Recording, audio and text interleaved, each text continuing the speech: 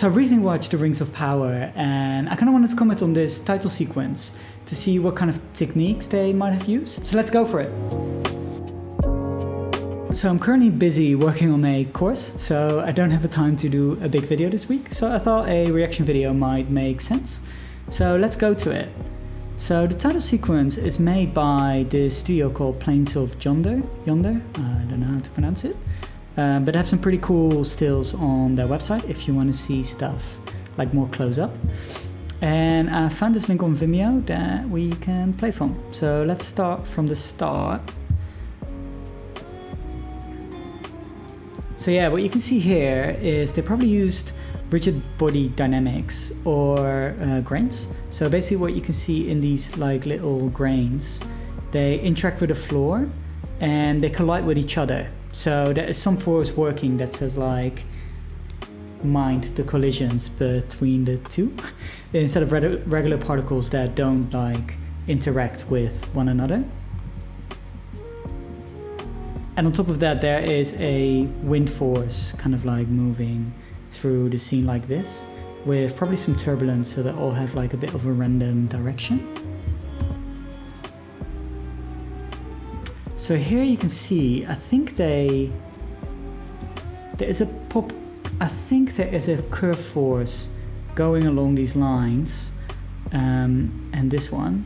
And I think these particles are slowly getting like attracted to this line to join the rest of the particles here. That's what it looked like to me. Yeah. But again, there's a million ways to do it.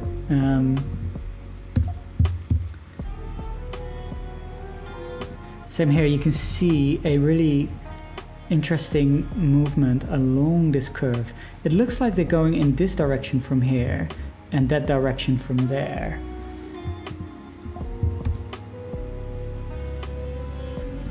And then they go apart. So what you can do is you can make them slowly dissolve. So here they stay in place, and then you can kind of assign an attribute to these particles everywhere and slowly make them disappear. Or you can animate the group. So you can set different groups for them and just by random value and make that number go up. And then if they're in that group, they will be affected by the turbulence and kind of go up. So again, there's a million ways to do it. But yeah.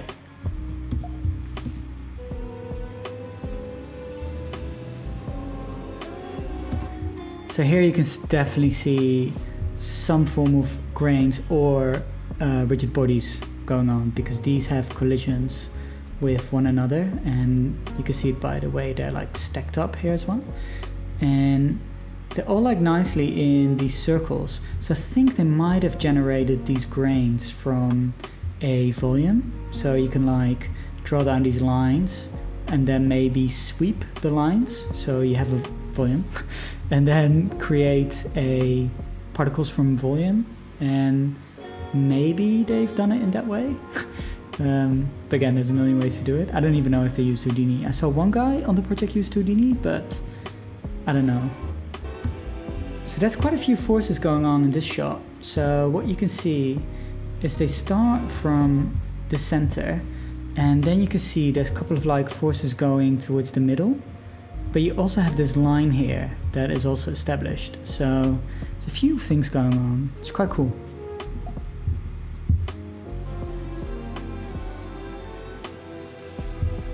Yeah, this is pretty cool. So I think if they used particle pop grains, they probably had a line. I always forget what it's called, but a pop curve force, I think. And you can basically draw all these lines down and basically let all the particles flow along these lines. So that's one way to do it. Again, I don't even know if they used Houdini or not. But yeah, it's a pretty cool way of doing it. You can also set custom velocities in Houdini. It's a bit more complex, but you can convert lines to velocity fields and make them stream in that way. Would be cool to actually know what they did in the end.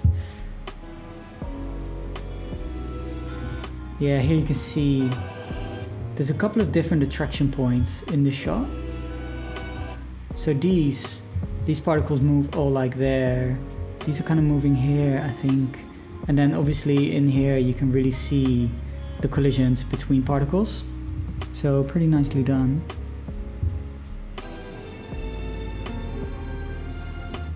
Same thing with the curves.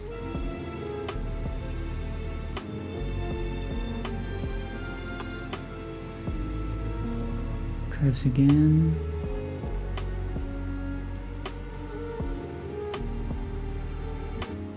That's pretty cool. I think, I'm not sure how I would tackle this, to be honest. I think I might even reverse it. So start with a base like that,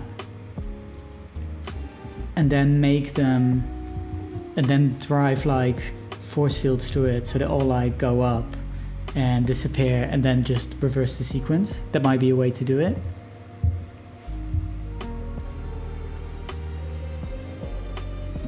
A couple of ways you can do this. So either you can just make the floor like vibrate and move the camera with it, and then these particles will kind of like disappear. Not disappear. These particles will kind of like move around. Or you can let them get affected by forces, by noise fields, and just have a strong enough gravity that they don't go in the air. That's an option as well.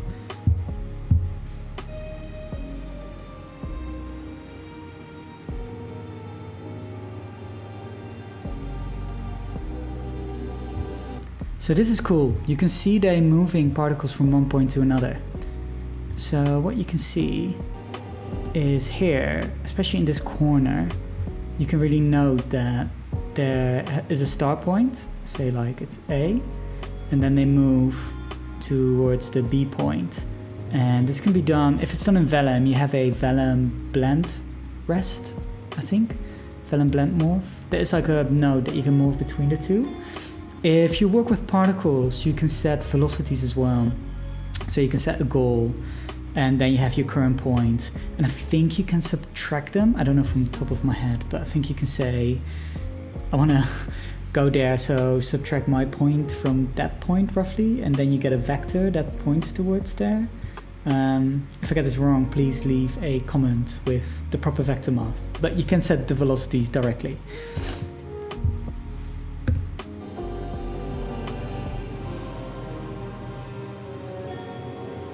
Yeah, so this is really cool. So they have a particle field. I think this is a different group of particles that kind of moves to the other particles. So they all interact with each other, because therefore these are kind of moving away to make room for it.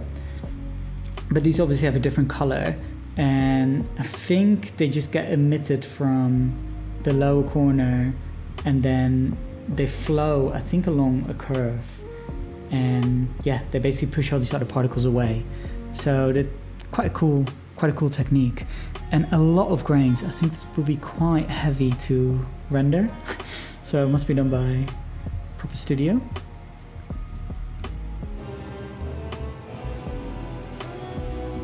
I think this almost looks like they did it in post. So there are two different shots, and they just faded it in post with the opacity.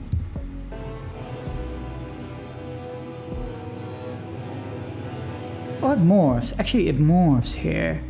You can see in this area, you can see it really morphs from one area to another. It's pretty cool.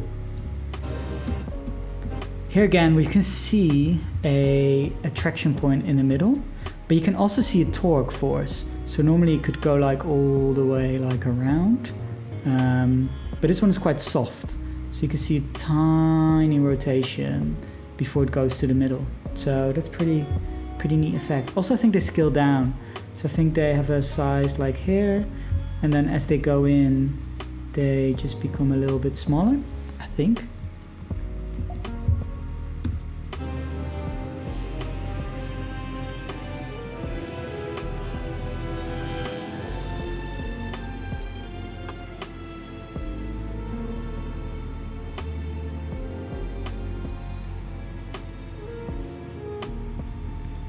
This is just regular particles, I think. Again, I don't know how they've done it, but it just seems like random particles here, and then it seems like they all flow in this field. So you can affect particles by volume. So you can draw a volume field in the scene, and then these particles will kind of like move with that like volume field. And it seems like a pretty low density one because they all move in a very similar kind of direction. So if you have low frequency noise, like all these particles will kind of go in another direction, but these flow quite like homogeneously. So yeah, pretty cool. And that's the end already. Okay, so again, as I'm busy this week with creating the course, I couldn't do a proper tutorial. So let me know if this is useful in any way. And if you want to keep posted about my course, please subscribe to the newsletter in the links below. And I'll see you in the next one. Cheers.